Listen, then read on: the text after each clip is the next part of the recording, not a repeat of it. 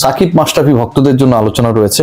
Bangladesh cricket বোর্ডের পরিবর্তন, Bangladesh cricket board সভাপতি আমিনুল ইসলাম বুলবুল তিনি কতদিন আসলে ক্রিকেট বোর্ডের দায়িত্বে থাকবেন সেই সংক্রান্ত আলোচনা রয়েছে। 2027 বিশ্বকাপ এবং বাংলাদেশ ক্রিকেট বোর্ডের কর্মকাণ্ডে রাজনৈতিক দলমত যাই হোক না কেন জাতীয় স্বার্থে মাশরাফি বিন মুর্তজাকে দেখা যেতে পারে সেরকম একটা সম্ভাবনা মনে হচ্ছে, উকি দিচ্ছে।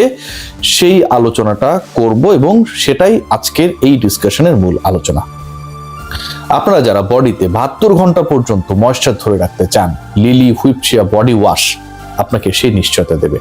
এই মুহূর্তে বসন্ত পড়েছে, একটা কেমন চিটচিটে ওয়েদার, সেই জায়গায় বাংলাদেশ ক্রিকেটের যে অবস্থাটা, বসন্তকালে আমাদের ত্বকের অবস্থা যেন সেরকমটা হয়ে যায়। সো এই জায়গায় ক্রিকেট বোর্ডে কি হবে, কে সমাধান দিবে সেটা এখন পর্যন্ত আমরা জানি না, বাট বডিতে ময়েশ্চার ধরে রাখার ক্ষেত্রে লিলি একটা আপনাকে ভরসা দিতে পারে।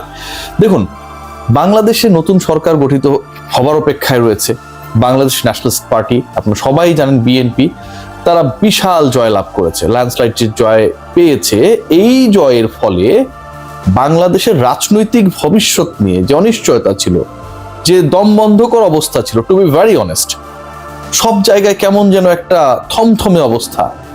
কেউ ক্লিয়ার ছিল না যে আসলে আমরা কোন পথে যাচ্ছি, কোন দিকে যাচ্ছি, কি হবে আগামীকাল, কি হবে 1 মাস পরের বাংলাদেশটা কেমন হবে। সেই সবকিছুর উত্তর সবশেষ ত্রয়োদশ জাতীয় সংসদ নির্বাচন দিয়েছে এবং সেই নির্বাচনের পর পলিটিক্যাল ডিসকাশন আমি করতে চাই না, বাট পলিটিক্সের সাথে বাংলাদেশ স্পোর্টস খুব বেশিভাবে জড়িত।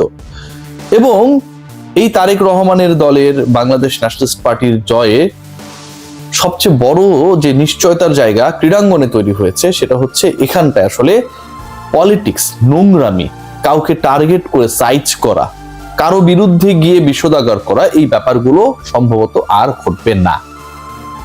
নীতি নির্ধারণী পর্যায় থেকে যদি বলি, একটা সময় আমিনুল হক অনেক বেশি বলেছিলেন যে সাকিব মাশরাফির ইস্যুগুলো আসলে আমরা, তারা কিংবদন্তি, সেটাকে যতটা নমনীয় ভাবে দেখে বাংলাদেশকে তাকে সার্ভিস বা তাদেরকে সার্ভিস দেওয়ার জন্য সুযোগ করে দেওয়া যায় সেই ব্যাপারটা দেখা উচিত।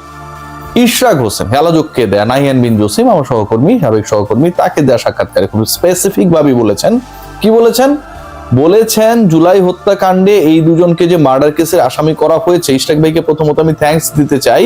মাশরাফি সাকিবকে নিয়ে যে কথাটা বলেছেন যে জুলাই হত্যাকাণ্ডে এই দুজনকে যে মার্ডার কেসের আসামি করা হয়েছে, তিনি এটা বিশ্বাস করেন না, করতেও চান না। সাকিব আর মাশরাফি হত্যাকাণ্ডের নির্দেশ দেবে এবং সেভাবে সাধারণ মানুষকে, যারা তাদের জন্য তালি বাজিয়েছে, মাঠে গিয়েছে, গর্জে উঠেছে, লাল সবুজকে সাপোর্ট করেছে, তারা রাজনীতি করা